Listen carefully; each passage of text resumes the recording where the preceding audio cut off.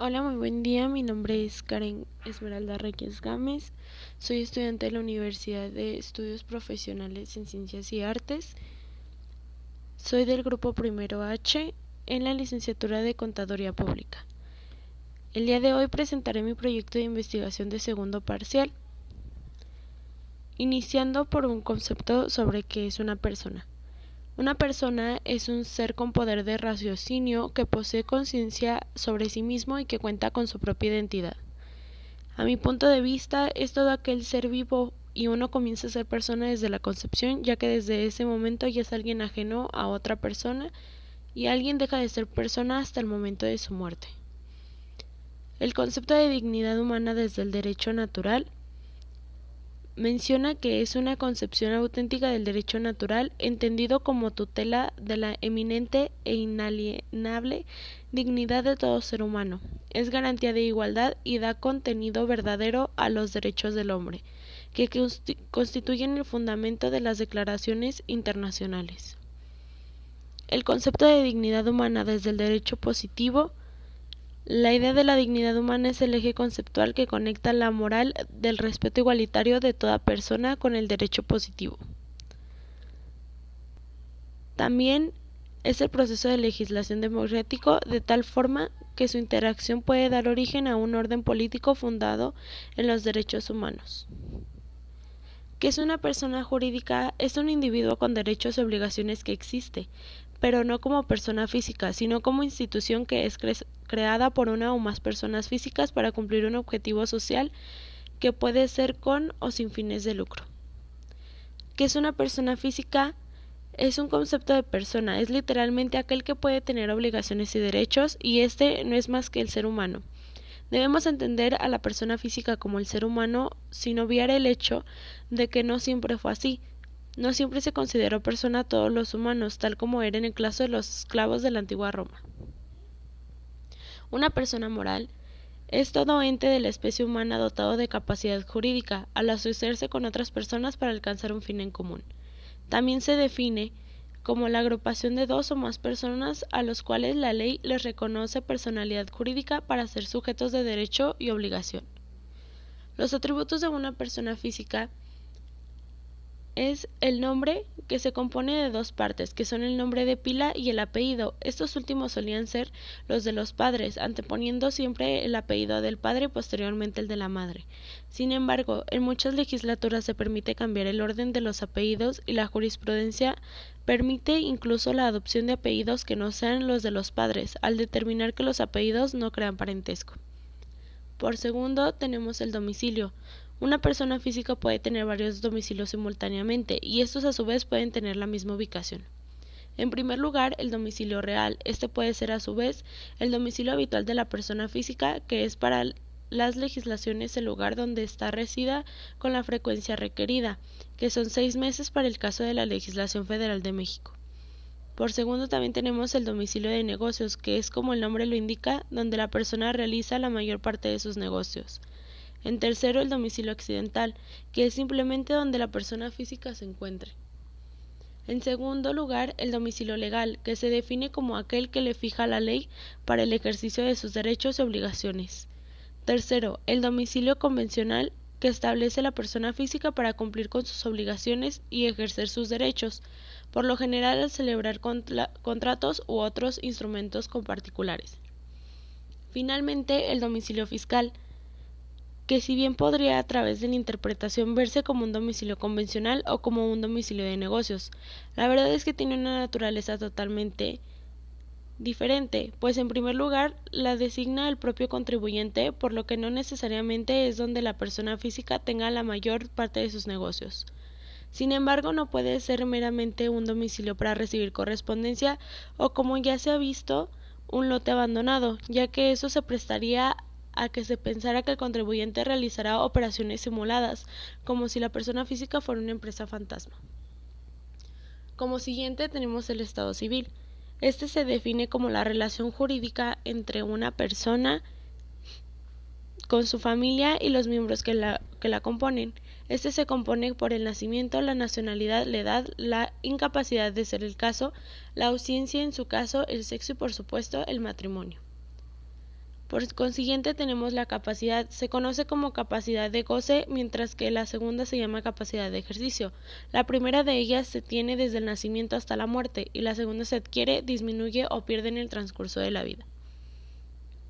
Por último tenemos el patrimonio. Jurídicamente la definición puede ser un poco más compleja. Coloquialmente podemos definir el patrimonio como todo lo que tiene una persona, así como lo que le deben o se debe. ¿A qué nos referimos con esto? A sus bienes inmuebles o muebles, créditos a su favor o en contra.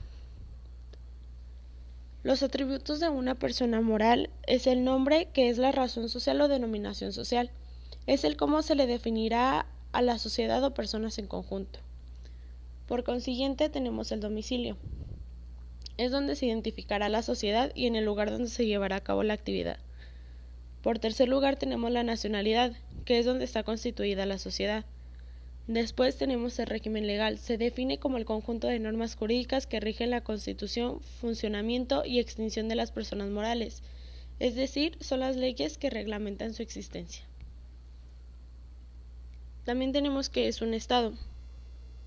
Estado se define como la forma de organización moderna de la sociedad, por virtud de la cual una población con identidad propia se desarrolla y evoluciona bajo el imperio de la ley, y una autoridad lo suficientemente poderosa para mantener el orden social.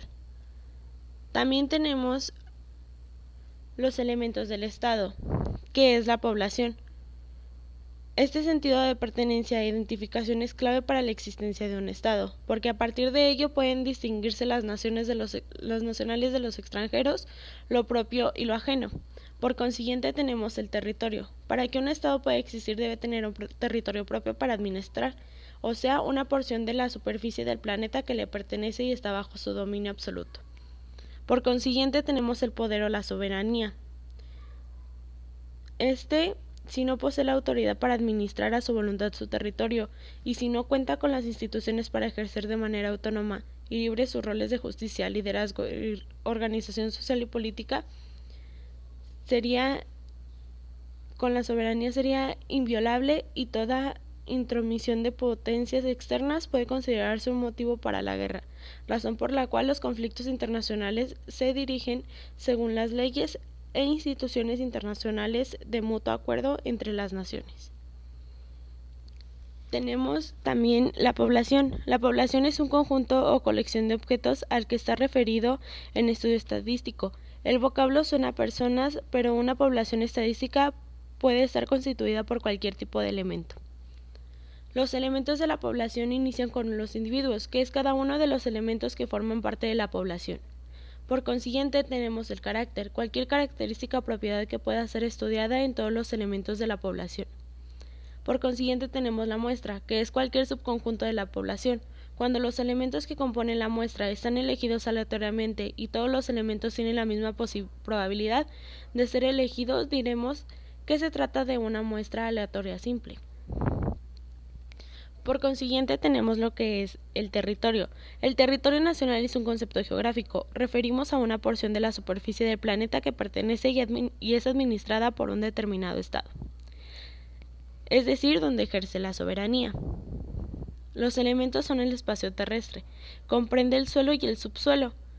El suelo constituye el territorio firme del Estado encerrado dentro de sus límites o fronteras. El espacio aéreo es la porción de la atmósfera terrestre. El espacio jurídico son los lugares que los tratados y las costumbres internacionales reconocen como parte de la jurisdicción estatal. Por consiguiente, tenemos lo que es el gobierno. El gobierno y sus elementos es el Estado, conjunto de las instituciones que ejerce el gobierno. Por consiguiente, tenemos el derecho, conjunto de normas que tratan de regular la conducta humana mediante ordenamientos, permisiones y prohibiciones.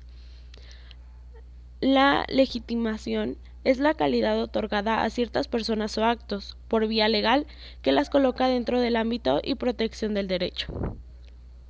La legitimidad es el fundamento del deber de obediencia del súbdito, lo que funda al derecho soberano y es el requisito de titularidad del poder. Por último, tenemos la legalidad, que es la principal garantía del súbdito, de su derecho para no ser oprimido, lo que establece al deber del soberano, requisito del ejercicio del poder. Por consiguiente, tenemos cuál es el proceso para la creación de las leyes en México.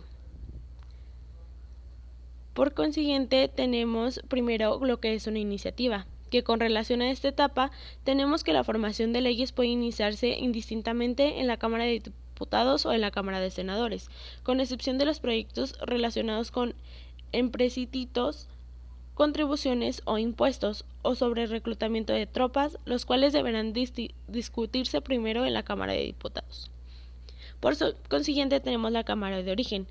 Es la Cámara en la que se inicia el proceso legislativo. Puede fungir con tal carácter tanto la Cámara de Diputados como la de Senadores. Por consiguiente, tenemos el dictamen. Una vez elaborado el dictamen, se presenta ante el Pleno de la Asamblea de la Cámara para su lectura, discusión, votación y, en su caso, aprobación. En la discusión, todo proyecto de ley se discute primero en lo general y después en lo particular.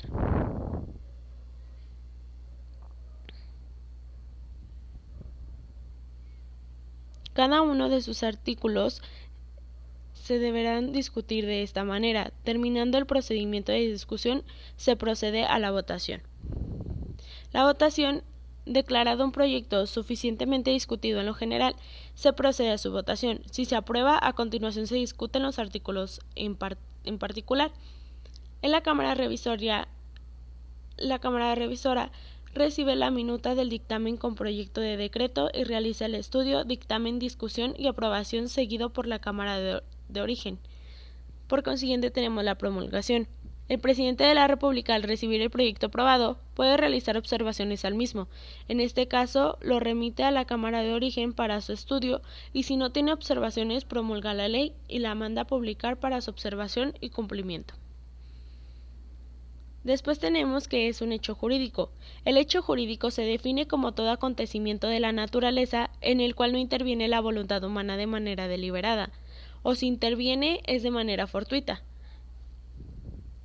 Un acto jurídico se define como todo acontecimiento de la voluntad humana en el cual el hombre manifiesta o exterioriza su consentimiento para producir consecuencias jurídicas. ¿Cuál es la diferencia entre el hecho y el acto jurídico? Un hecho jurídico es un acontecimiento de la naturaleza donde no influye la voluntad humana, a diferencia de un acto jurídico, como lo vimos anteriormente, donde se manifiesta o se exterioriza la voluntad del humano. ¿Qué es un convenio?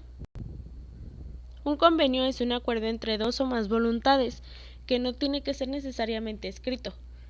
El contrato es un acuerdo escrito que puede modificarse y este debe de estar firmado para poderse llevar a cabo. Las diferencias entre un convenio y un contrato es que el convenio tiene el fin de crear, modificar, transferir o extinguir obligaciones ante ambas partes, y el contrato es para producir o transferir obligaciones y derechos. La relación jurídica es un vínculo jurídico que junta a dos o más personas con el fin de exigirse derechos y obligaciones.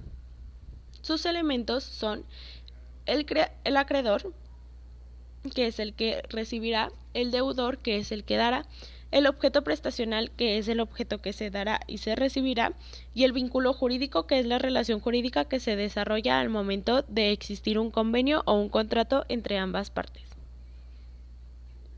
Los elementos esenciales de validez de los actos jurídicos son los siguientes. Es el consentimiento, que es la voluntad humana para, de buena manera, crear una relación jurídica, las cuales tienen oferta, que ésta puede ser de 4 maneras: presentes, no presentes, con plazo y condicionales. También tiene aceptación, la cual es la expresión de un sí, ya puede ser en alguna firma, en alguna expresión de forma verbal o escrita. También tenemos el objeto.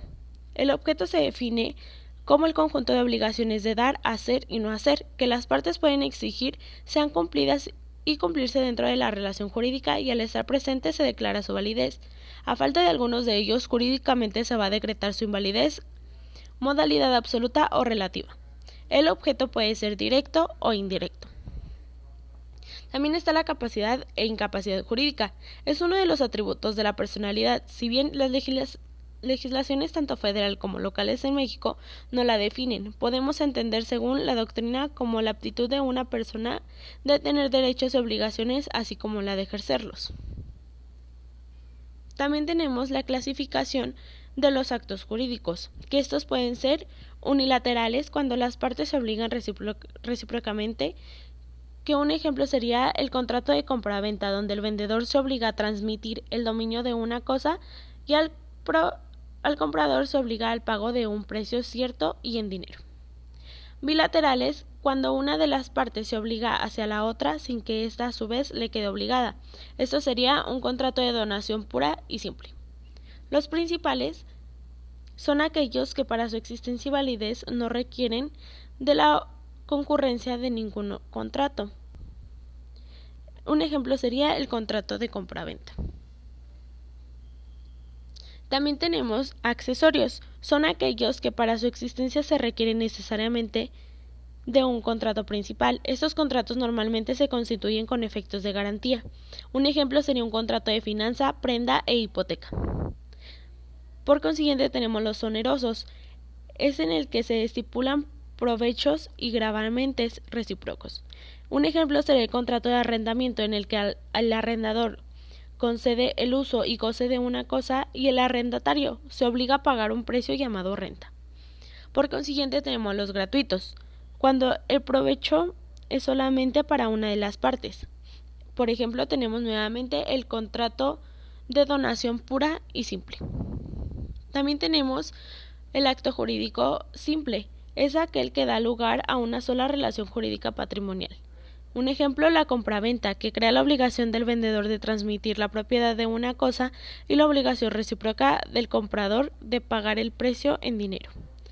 Complejos, cuando agrupa varios contratos distintos.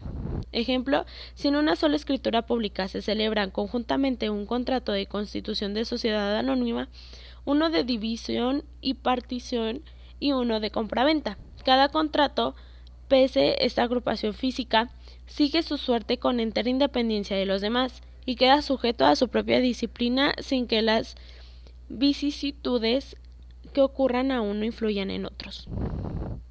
También tenemos los contratos nominados, que serán los que tienen nombre y están expresamente determinados en el Código Civil. Se encuentra en un cuerpo de leyes, ya sea el Conjunto Civil o el Código de Comercio, etc. Ejemplo, compraventa, arrendamiento, comodato, suministro, etc. Por consiguiente tenemos los innominados. Estos serían los que carecen de ubicación en el ordenamiento jurídico sustantivo, debido a que las relaciones económicas intensas y variadas del hombre crean nuevas situaciones jurídicas no previstas por el legislador, que esto sería un contrato de cruce entre perros de raza. Como siguiente tenemos los consensuales. Son aquellos en que solo se requiere del acuerdo de voluntades de los contratantes para que el contrato exista.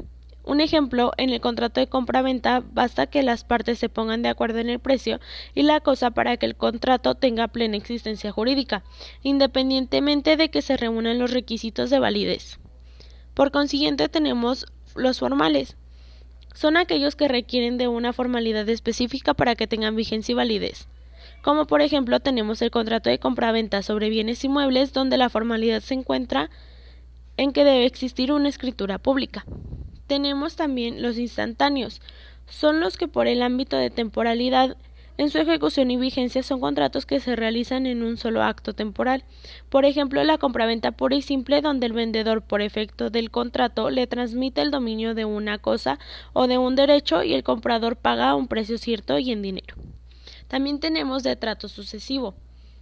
Son aquellos que requieren de una temporalidad para su ejecución, como el contrato de arrendamiento, en el que se transmite el uso temporal de una cosa o cambio de un precio llamado renta. También tenemos los civiles.